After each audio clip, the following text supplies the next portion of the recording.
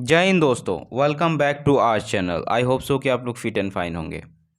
आपके अपने चैनल में आप सभी का वेलकम करते हैं। जी हाँ दोस्तों, यहाँ पे झारखंड में जो अभी ऐसा माहौल हो गया है, ऐसे ऐसे चीज़ें प्रकाश में आ रही है कि जितनी भी नियुक्ति प्रक्रिया अभी कंप्लीट हुई है, चाहे अभी हो रही है या पिछले समय में हुई है, उन सभी में जो है धांधली की बातें, यहाँ पे स्कैम की बातें सामने आ रही है। मतलब यहाँ पे पूरी तरीके से झारखंड में जो जेएसएससी कहें या जेपीएससी कहें, हर जगह जो है जितने भी एग्ज़ाम ली हुई है, सब में जो है स्कैम की बातें सामने आ रही है। ऐसे में माहौल जो है झारखंड का, जो प्रिपरेशन कर रहे स्टूडेंट है, सबका मनोबल कहीं ना कहीं यहाँ पे इन सब न्यूज़ों की वजह से और इस तरह की चीज़ों की वजह से कहीं ना कहीं सब डिमोटिवेशन में है, सबका मोरल डाउन होते जा रहा है। हो भी क्यों ना, क्योंकि इतने सालों से जो प्रिपरेशन हम लोग कर रहे हैं सरकारी नौकरी का झारखंड के, तो ऐसी चीज़ें अगर एक्टिविटीज़ सामने आएंगी तो हम जैसे गरीब तबके के स्टूडेंट जो होते हैं, जो प्रिपरेशन कर रहे हैं, उनके लिए यहाँ पे कहीं ना कहीं हकमारी सी हो रही है। तो ऐसे में आप समझ सकते हैं कि अगर जो आवाज़ भी उठाते हैं इस मुद्दों को लेकर, जो इस मुद्दे को लेकर जो आवाज़ उठाते हैं, अपने अपने बातों को रखते हैं, अपने हक की बातें करते हैं, तो उन पे अभी वर्तमान सरकार का रवैया जो है इस तरह से है कि उनको जो है यहाँ पे क्रिमिनल की तरह ट्रीट किया जाता है और उन्हें जो है यहाँ पे पुलिस पकड़ के ले जाती है। तो समझ सकते हैं किस तरह से तानाशाही सरकार है और किस तरह की शासन व्यवस्था हमारे झारखंड में चल रही है। उसी बीच एक देखिए यहाँ पे बहुत बड़ी चीज़ें सामने आ रही है और एक घोटाले को लेकर यहाँ पे एक अपडेट है। आप देख पा रहे हैं स्क्रीन पे कि सरकारी नौकरी दिलाने के नाम पर जो है 5.85 लाख रुपए की ठगी, 5,85,85,000 लाख जो है आपका रुपए की यहाँ पे जो है ठगी की गई है। तो यहाँ पे और एक यहाँ पे ठगी की बातें सामने आ रही है। अब ये देख सकते हैं कि रांची में सरकारी नौकरी दिलाने के नाम पर 5.80 लाख रुपए की ठगी और फर्जी नियुक्ति देने का मामला सामने आया। मामले में लाह कोटी रोड निवासी अंतिम मुंडा को की शिकायत पर हिंदी पीढ़ी थाना में केस दर्ज किया गया। इसमें ठगी का आरोप टूना लकड़ा पर है। शिकायतकर्ता के अनुसार नौकरी की तलाश करने के दौरान उसकी मुलाकात अपने चचेरे भाई के माध्यम से लाहकोट रोड निवासी टुंडा लड़का से हुई थी। आरोपियों ने शिकायतकर्ता को कहा था कि उनके संपर्क इन लोगों के साथ है जो इसे सरकारी नौकरी दिलवा सकते हैं। यह भी कहा कि वह कई कई लोगों की नौकरी लगवा चुके हैं। सोच सकते हैं, ये ऐसे लोग हैं जो एकदम झारखंड में रहकर झारखंड के जो है खून चूसने का काम कर रहे हैं, झारखंड को खोखला करने का काम कर रहे हैं। ऐसे लोगों पर अगर कार्रवाई नहीं की गई तो हमारे साथ, हमारे भविष्य के साथ ये खिलवाड़ होते रहेगा।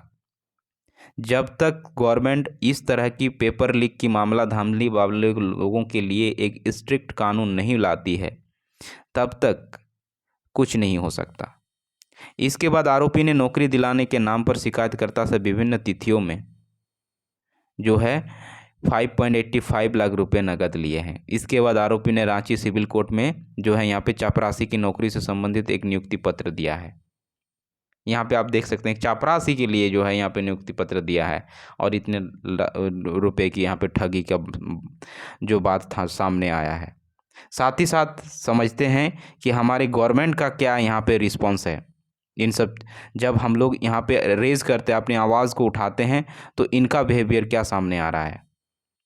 यहाँ पे देख पाएंगे प्रतियोगी परीक्षा का बहिष्कार करने वाले 16 अभ्यर्थियों के खिलाफ एफआईआर दर्ज है। तो देखिए, अगर आप आवाज़ उठाते हैं तो आपको जो है जेल में डाल दिया जाता है, आपके नाम पर एफआईआर दर्ज हो जाता है तुरंत। तो यहाँ पे देखिए प्रतियोगिता परीक्षा का बहिष्कार करने के लिए, तो बहिष्कार क्यों कर रहे हैं, रीज़न है ना उसके पीछे का। आप कोई स्टूडेंट कोई क्रिमिनल है क्या? वो मतलब अपने हक की बात करें तो उसके नाम पर एफआईआर कर दीजिएगा। वाह रे सरकार। चलिए कोई बात नहीं है, आपको जवाब जो बहुत जल्द मिलने वाली है।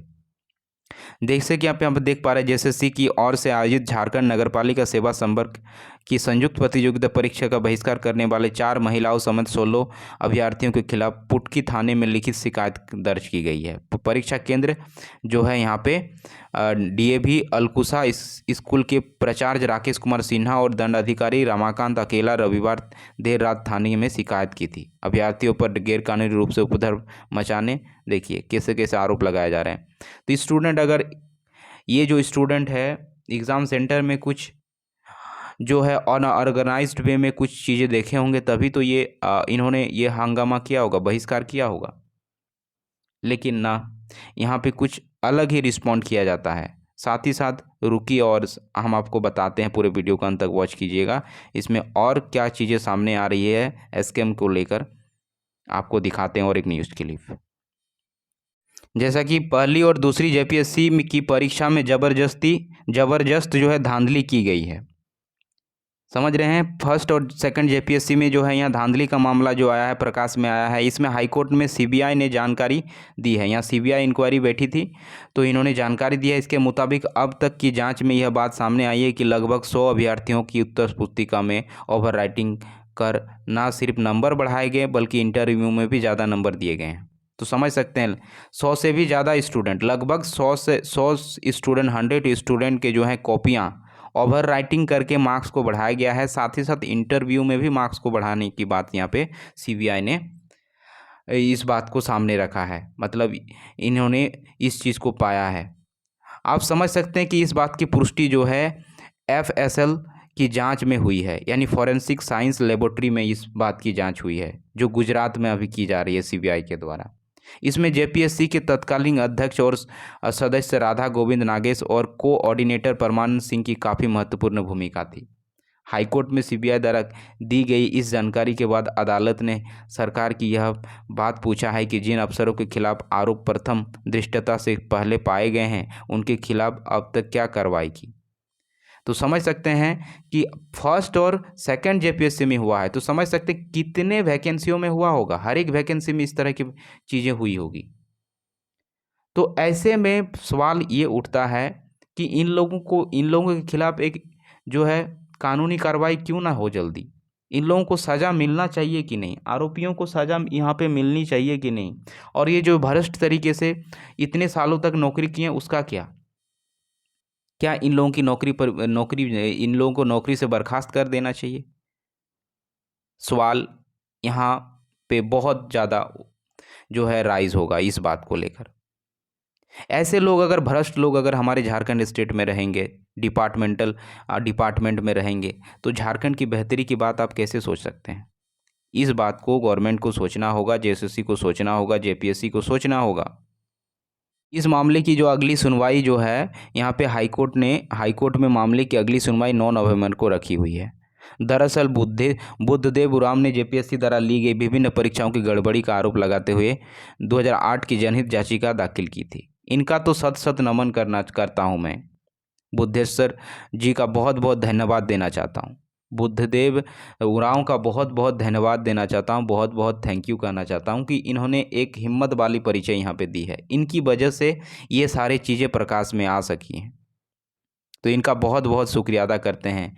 ऐसे चीज़ों में हम लोग अगर आगे नहीं आएंगे तो इसी तरह से कानून व्यवस्था जो है, नियुक्ति प्रक्रिया जो है, इस तरह की धांधली की बातें सामने आती रहेगी। तो हमें इस तरह की चीज़ों को इग्नोर नहीं करना चाहिए, क्योंकि ऐसा रहेगा तो हमारा ही हक कहीं ना कहीं दूसरे ले जाएंगे।